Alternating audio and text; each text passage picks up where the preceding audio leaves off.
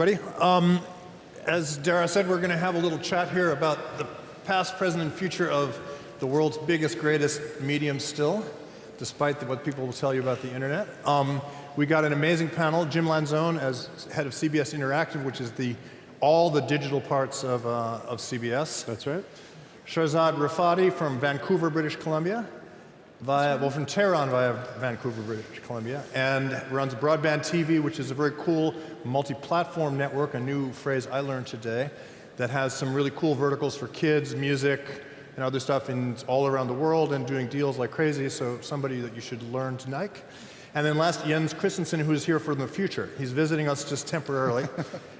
He is founder and CEO of Jaunt, which is pretty much everybody's favorite virtual reality software company for producing content and cameras and everything that we're going to need to make something that's even more amazing than what we have now. So that's what we've got. And then I'm here from the past because I can actually remember, I can't remember before television, but I can remember black and white only very well. And so I'm here to be amazed, as I always am.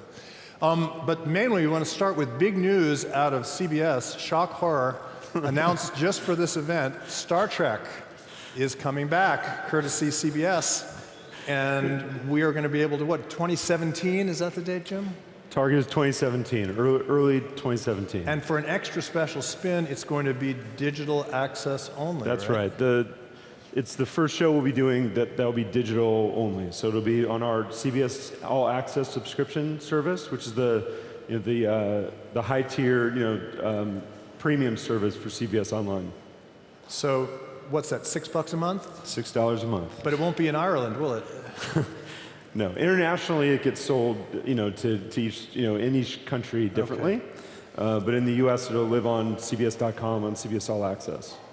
Well, let's start. I mean, you mentioned premium. I mean, there's a fun place to start. The world used to be pretty simple. It was all television, and pretty much by definition, if it was on television, it was premium, or else it wouldn't have been there. Now we're in a world where there's just a vast amount of stuff, and some people call things premium. What would, we'll go start with Jim, because you're from the more traditional part. What do you guys consider to be premium these days? Well, again, I think that definition is broadened, and it's all in the eye of the beholder. To my kids, a YouTube video that they may be watching may be premium to them. But historically, I'd say it's something that falls into two camps. One is something that would garner, very high CPM advertising from premium big brand advertisers. Or the second would be it's so good that people are willing to pay for it, right? Either through a subscription, or in the case of something like a movie, $15 to see the movie. Now, Shahrzad, you deal in a much bigger or broader pool anyway, I think. How do you guys think of it? Yeah, I think it's very interesting. I do agree with Jim in that when you define premium is really what comes down to what gets really engagement with that end viewer. If you have high engagement, and if the content is unique, and if you can differentiate it, whether if you can get higher CPMs, or if the people are willing to pay for it, that is considered premium. No. But at the end of the day, I think one thing that we need to really pay attention to in this day and age is to build strong communities around shows and specifically verticals that you operate. So a premium asset is not just one that is high quality in terms of the content, but it's one that actually gets great engagement across, obviously, multiple platforms. So in other words, there are many premium, each thing might have its own definition of premium. Is that? That is right, Well, yeah. now you guys actually produce stuff yourselves as well, right? Is that presumably you focus on premium, what you'd call premium? Yeah, of course. We produce 500 shows a month, and we license 400,000 assets a month across all the, obviously, territories that we operate. And I think at the end of the day, it's about how you actually get that viewer hooked and get them to really kind of interact from watching content within our creator network to the original shows that we produce to specifically licensed content. But again, it's a very much so focused strategy across the verticals that we operate. Now, Jens, with VR, obviously nobody even knows what a business model is going to look like, or do they? Do we already know how VR is going to roll out as a commercial product? Well, it's early days, but the assumption is that it's going to very much follow kind of the model we've seen in other types of content. Going from ad-supported content to video on demand, transactional video on demand, to eventually subscriptions. I think we'll see very much a similar model. I mean, will there be like a VR channel on your cable television box, or? Well, that's certainly possible. I mean, you'll be able to, next year, you'll be able to buy a PlayStation that supports VR, Sony PlayStation. You'll be able to consume content there. Today, you can consume VR. And that'll presumably come over the PlayStation network. That's right, or yeah, I mean, that's Sony is basically in charge of that. But today, you can consume VR on your smartphone, which is actually most of our users today are consuming VR on the smartphone with a simple headset like a Google Cardboard or a Samsung Gear VR. And that's a very popular way of consuming. Paid free, the great debate. Jim, where do you see that? Is it shifting? Is there changes? Is there a trend that's worth talking about? Well, I guess in some ways, it's never really, I mean, depending on the type of content, it's never really free, right? If you're watching it and there's advertisements, that's how you're paying. And so and then really, ad-supported. Yeah, I mean, ad-supported is what drives the people being able to make the content. So I think one of the biggest trends online is subscription. And it's not just, subscribing to CBS All Access at $6 or, Netflix or Hulu at $10. It's, it might be, Glenn Beck at $10 a month, or World Wrestling at $10 a month.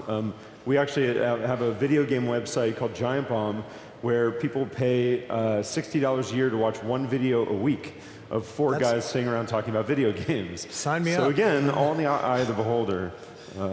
So I mean, and I guess that gets to the bigger, it costs money to make stuff, and I'm curious where you see the.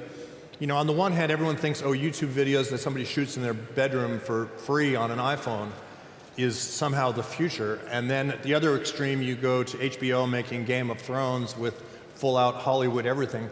Is there anything we can say in a general way about how content production is shaking out as opposed to distribution? I mean, it maybe ends with, Well, so in VR, premium is critical for VR for a number of reasons.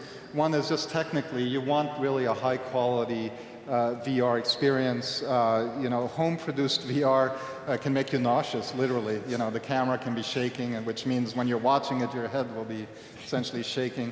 So even basic things like that need to be done right. And then also, because it's a new medium, or we consider it a new medium, we really want top-end talent to drive viewership and initial adoption of VR. So we've done work with Paul McCartney. ABC News recently used our platform to do a great piece on Syria. We want to continue basically partnering with How did people watch it? creators. How did they watch it on ABC News? So you can download it today from the Google Play Store and app, or you can go to the iPhone store and download the app and watch it and get a $10 cardboard headset, and you can have that sort of initial VR experience. Okay, and then now how about you guys? I think at the end of the day, it all comes down to having cost-effective content models. And I think when you're looking at monetizing content in this day and age, we need to think beyond advertising and subscription.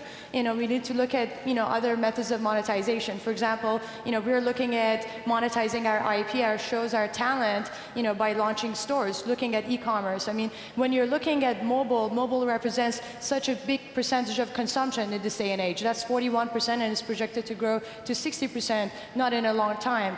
And when you look at m-commerce, it's an industry that was a $200 billion industry in 2014 and is projected to grow to a $600 billion industry by 2018. So I think it all comes down to having an end-to-end solution for monetization, whether if it's through advertising, subscription, licensing, or merchandising. Because really, in a world where the content is so interactive and you can really integrate that content with so many different back-end engines, you really need to think that advertising is really not just the only game in town, and it's really part of the equation. Jim, I'm old enough to remember AM radio, which they used to optimize for for really crappy car radios to make it sound good out of a crappy speaker. That's why some of the mixes have to get Do you guys do the same thing now with television shows? Does anybody look at, let's see what it looks like on a 3.5-inch screen before we let it go? Well, we do go through the process of putting on a 3-inch screen, and that's, if I were to say the biggest trend of the past couple of years, it's been the move to mobile, right? When I arrived at CBS in 2011, 6% of my traffic for CBS Interactive was mobile. Now it's over 60%. Right. And yeah, and so you're accessing all of our shows. If you watch The Big Bang Theory, or in the future you watch Star Trek, it's on your little phone all the way up to the big screen TV. And but it really is just for whether it's on digital or on linear. But do they? I mean, is there some way to like make it look better when Do you more with it? crop? I mean, literally, like maybe even literally crop it. So, do they Yeah, do you that? can double tap. So you have to do it. The user has to do it. That's right. But you guys don't do it. All right. Hits. This is another big, people often criticize entertainment businesses and media companies in general as being hit-driven, which to investors is often a signal of something dangerous because it's not consistent. You don't have. Is there any change in that dynamic, where whether on the one hand you could imagine Netflix actually, people that think Netflix is driven by hits, but actually it's their back catalog that drives a lot of the business. In general, where do you guys see that shaking out? Are hits? When you have an infinite sea of content, I think hits are even more important. And that's not just our industry, right? That's why King.com got acquired yesterday in the video game industry. So yeah, I think Netflix is searching for hits. We are. The shows that are on Netflix, that are CBS shows, once upon a time were a hit on TV. And so yeah, I think the world is always revolving because there's just so much to choose from, right? And that's not just true of us. Look at the shows that are moving behind the paywall at YouTube with YouTube Red, which is their subscription service, right? It's their high-end hits. It's PewDiePie. It's the things that people really know and will pay for. Yeah, I think sorry. Sorry, I think the other thing that we need to really pay attention to is leveraging technology in this day and age.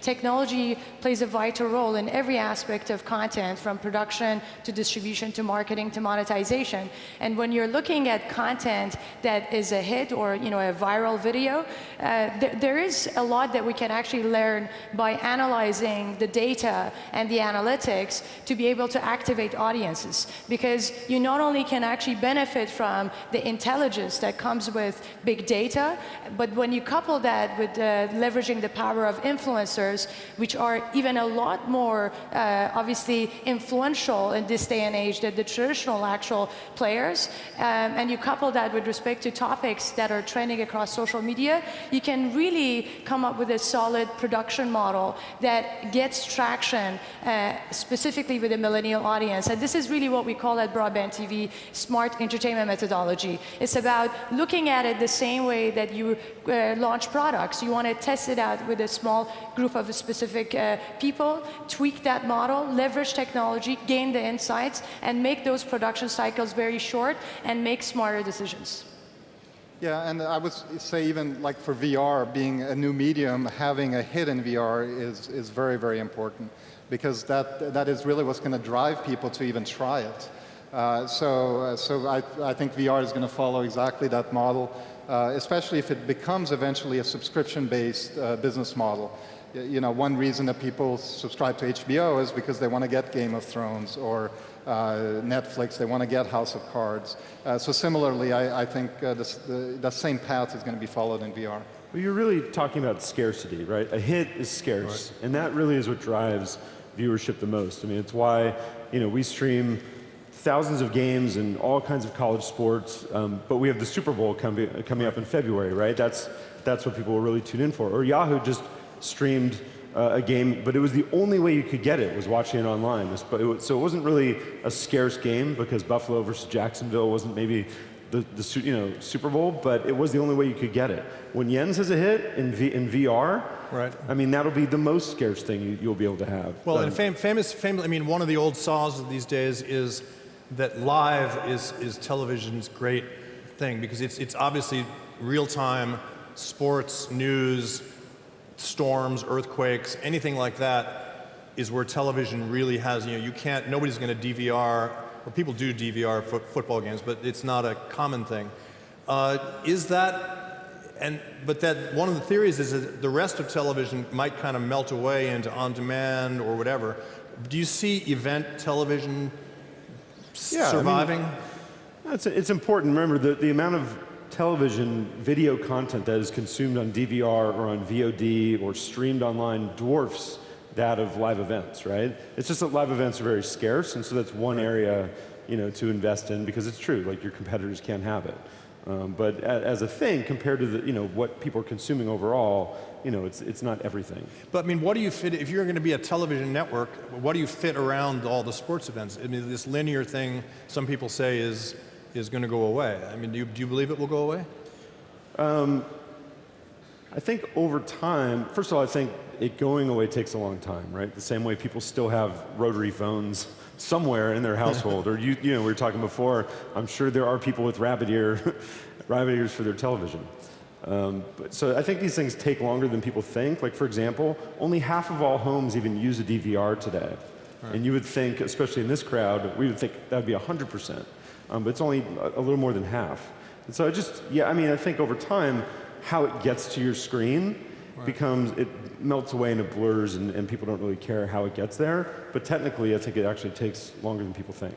But I think also technology is there for live. I mean, we broadcasted 100 hours of live content for gaming, and it's interesting because these are ultimately live gaming it's all live events? gaming. Yes, exactly. And what is interesting is that at the end of the day, the viewer wants a seamless experience. So whether if it's through traditional, digital, or VR, ultimately you want to feel like you're connecting with that viewer, and you're creating content that creates that level of engagement. So, and I think the adoption will get there, right? I mean, 2015 was really a turning point, because not only we've obviously seen this massive shift in terms of digital viewership growing, but for the first time ever in 2015, we saw a drop and a massive decline in terms of traditional viewership, and we need to kind of embrace that. And I think what is so exciting is that the technology is there to support, what millennials and how they're actually consuming content in this day and age. Jens, is there live VR? Is that a real thing? Yeah, it's coming online. Again, it's early days, and you have to make some compromises today when you go live on VR. And so in terms of just the picture quality and the frame rates and things like that. But all of these will become better over time. The other issue is just in terms of live, you have to have people with headsets at the same time wearing them to actually get a particular stream. So today, that's still a relatively small audience, but I would guess by probably in a year to 2 years, that'll be a great application for VR. Now, I mean, one of the other interesting, once upon a time, television had the world of entertainment pretty much to itself. I mean, movies, a little tiny piece of it, but now you have people like Shahrzad and others kind of coming in on the turf. How do you, from a maybe strategic point of view, do you see television as such fighting back by, like, for instance, buying Maker, Disney bought Maker, everybody's buying. Are the boundaries going to blur between an online shop like hers and a traditional outfit like CBS? And I guess I'm answering my own question, but how does it play out? Look, I mean, at the end of the day, in some ways, a video is a video in terms of hours consumed. I mean, we're all, the same thing with video games and other things that you might spend your time on. Users' attention is what we're really competing for. But it's interesting. I mean, even though YouTube and online video has exploded, the business models have not really proven completely out yet, which is why people like us have been a little slower to be aggressive there. Is we can afford to wait, and it's not clear exactly what the business model looks like.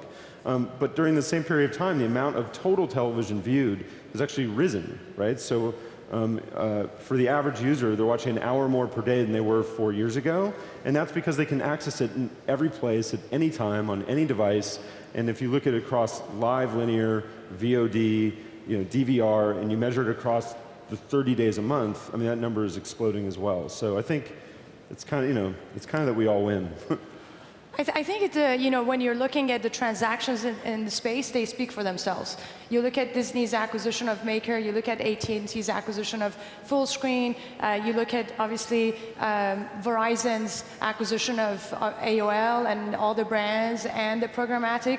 It really speaks to, again, understanding how millennials are no longer, consuming as much content online. 96% of millennials are watching content, online video. So it's about being able to stay relevant within that target demographic, being able to actually create new content models that are more cost effective.